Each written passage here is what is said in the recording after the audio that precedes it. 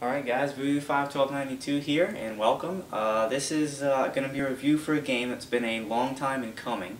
As you can see, I'm in my room, but I'm not in my normal background here because it's getting close to the evening hours, and the window that's behind me is now extremely bright, and if I videoed sitting there, you wouldn't be able to see a thing. So I've just turned around. This is what I look at when I'm usually sitting on my bed doing this. So this is just the closet and my Voodoo Fest poster behind me.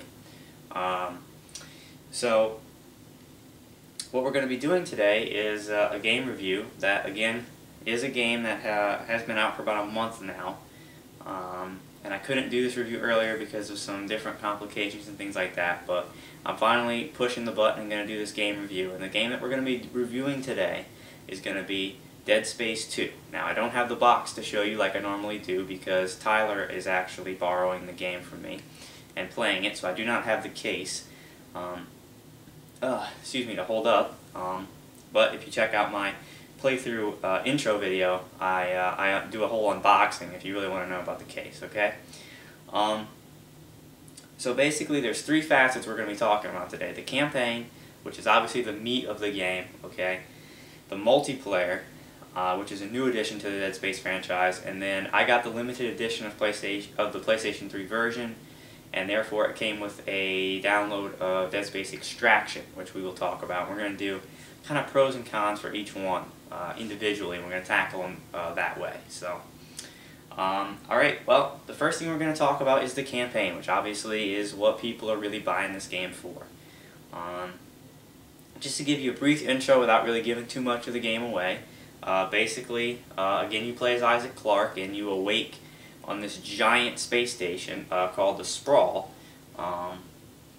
and basically you're in like a therapy session when the game starts, and then you kind of black out, and when you awaken, everything's kind of gone to hell on this Sprawl, and the game pretty much starts immediately and throws you right in.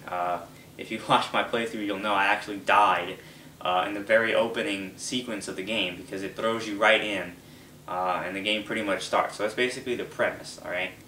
Now, I want to talk about the pros of this game. And basically, the pros of this game are basically going to be answering all the cons I had about Dead Space 1 in my previous playthrough, a previous game review of Dead Space 1. Which is actually, come to find out, the most popular video on my entire channel is my review of Dead Space 1. So I think people are really liking these game reviews. Those are the top rated videos on my channel, the most viewed. So basically the pros of Dead Space 2 are going to be the fact that basically all the cons I had about Dead Space 1, Visceral Games basically fixed, okay? So right now we're just going to start taking them one by one. So first of all, if you remember from Dead Space, my game review of the first Dead Space, some of my cons were this. I didn't think the plot was very good. Okay, I didn't think it was a very riveting plot that kept you pounding and wanting to play to find out the plot. All right. I thought that I don't think I mentioned this one, but it was one where basically the entire environment of Dead Space 1 was kind of very static, and it was kind of the same the entire time. The Ishimura, it was kind of all the same thing. Maybe I did mention that, I don't know. Okay, but that was one of them. Another one was the fact that all the guns and stuff they put in the game were really kind of useless, and you only really needed the plasma cutter to beat the game. The rest of the guns that were in it were kind of unnecessary. Alright? Another one was the fact that I hated the map in Dead Space 1. It was absolutely awful. And completely useless unless you wanted to find stores and things like that. And then finally, here's another one I may not have mentioned, but I want to bring it up, is the fact of the anti-gravity controls. In Dead Space 1 were just awful, and were not really that fun to play with. So basically, with all of those being recapped, we're going to start off with the pros of Dead Space 2, answering each one of those individually. Alright, so the first one I talked about was the plot. Well, Dead Space 2's plot is much, much better, okay? It's a much better plot, It keeps you riveted, alright? It fills out some more of the details for you about what's really going on in this series, alright? And it basically explains some of the things that are happening that you don't really know. And it kind of starts filling in the blanks for you a little bit as far as that's concerned. So that's a plus, alright?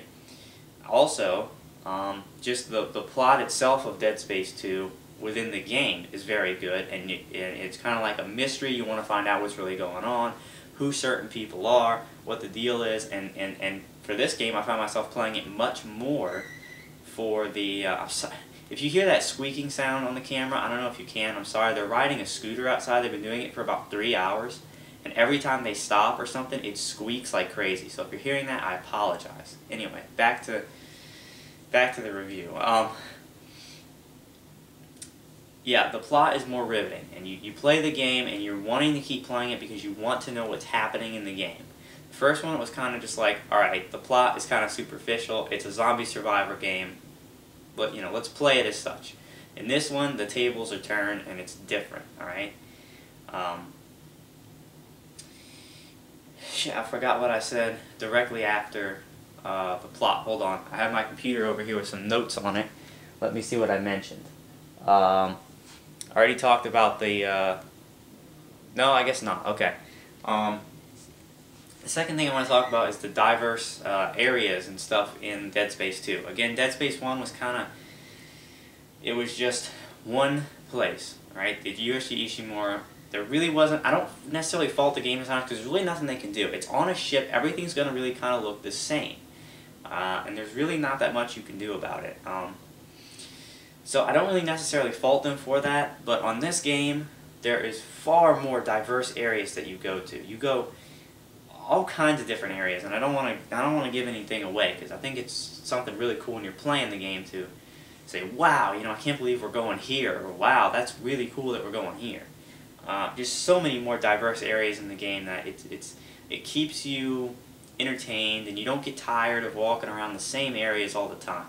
All right, they really switched that up, which is another big plus. Now I want to talk about the guns. Basically in Dead Space 2, you have your old guns from the first game, pretty much the same. They added a couple of new ones, like there's a javelin gun, excuse me, that shoots a a javelin out and you can electrocute with it. And there's also this thing called the Seeker, which is kind of like an attempt at a sniper rifle. Okay, the new guns they kind of added for this game are again kind of useless. They're not that great. However, this is the pro section, so what they did do was they pretty much, like I said, kept the guns the same from the first game and how they operated. However, what they did very smartly, okay, was that they added enemies. There's many more different kinds of enemies in this game, and they added enemies in there that the guns work better against. They don't necessarily work differently, they just work better against certain kind of enemies. And so it's difficult, if you're trying to play through this game just with the plasma cutter, you're going to find it difficult. Let me check on my time here. Wow, been talking for longer than I had thought already. It's going to be difficult to get through the game with just your plasma cutter. It really is. I was trying to do it, and I got to this part where they have babies in this game, but not like the ones that crawl. They do have those too, but they have another kind that run at you on 2 legs, and they just sprint all out at you. But they're really weak, but they send a lot of them at you. And if you're using the plasma cutter, it ain't going to work too well, okay? Because it's a single shot, and it's kind of slow at first. And that's not very good. I bought and I died a couple of times, so I went and got the pulse rifle, and then every other time in the game when those things came, I would whip that out. It's basically an assault rifle, which is the only other gun I bought in Dead Space 1 other than the plasma cutter, and it kind of sucked. But in this game I got it, and it was amazing. It was, because you could just spray all in front of you and just kill all these things in front of you with, a few bullets with this rapid fire gun. It was really great. The Ripper, the thing with the saws, that works well in this game too. Against different hordes they send at you and different things like that. So they don't necessarily change the way the guns work, but they do change the enemies in the game so that the guns work better. If you watch my playthrough, you'll know that I wound up buying a bunch of the different guns and actually used them pretty regularly. There's a couple I didn't get, like the force gun and the contact beam, just because I'm not fans of the force weapons in the game. Not to say they're not useful, I just don't like those kind of weapons, so I didn't purchase them. But I did buy a lot of the different ones and use them, and really found them helpful. Right, let me check my hints again. I'm sorry, my computer's way over here. Oh yes, of course. Alright, another thing. The map. The map in Dead Space 1, again, was awful. There was no point in it. You couldn't tell anything. The only thing it was useful for is if you wanted to backtrack to like a store or something like that and you didn't know where it was, you might whip out the map. Okay, well Dead Space 2, guess what? There's no map. They completely took it out of the game. And you're saying, okay, well, they took it out of the game, alright, that's fine. But what if I wanted to see where the store was, or a bench, or a save station? Well, what they included was, you know, the beam you shoot on the ground, the blue one, that you can shoot on the ground, and it shows you where to go for your objective. Well, in this game, they made it where you can actually scroll through the beams. And there's one for the objective as usual, but then there's also different colored beams. There's one for the store, there's one for the save station, and one for the bench. And so basically, if you want to know where a save station is or a store, you shoot the thing on the ground and scroll it to that color, and it'll guide you just like the objective one does to the nearest save station, bench, whatever. Absolutely useful and 125% times better than the useless map in Dead Space 1, okay? Very, very smart by these game designers to make that correction, and it's very useful, okay? And it's much better than that awful map in Dead Space 1. Another quick time check, alright. So that is another big one. It's note time again. Come on, wake up. Okay, I've got the final two memorized, so I won't have to check it anymore. Alright?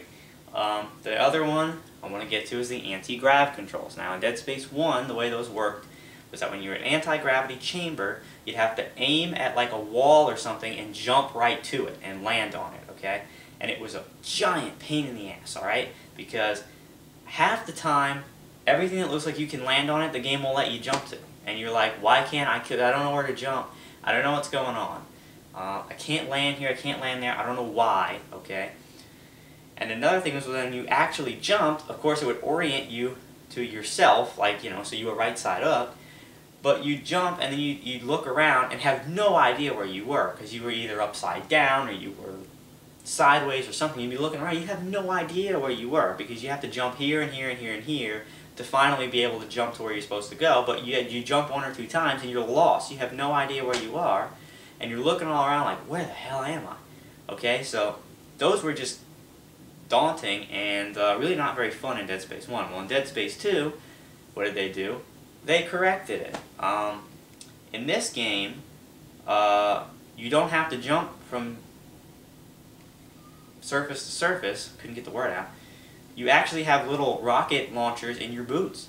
And when you enter an anti-grav area, you hit a button and it launches you up and you have free motion. You can fly anywhere you want in the anti-grav room and control yourself. You don't have to jump to surfaces. It's complete free control.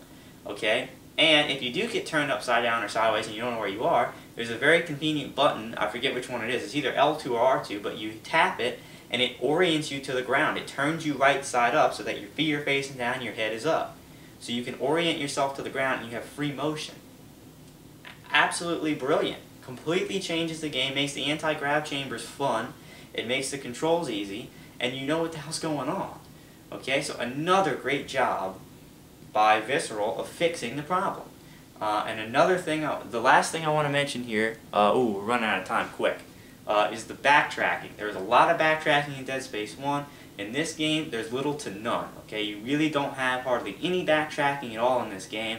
It's all pretty straightforward to your goal, which is very nice. Some people had a problem with the backtracking in the first game. In the second one, there's little to none.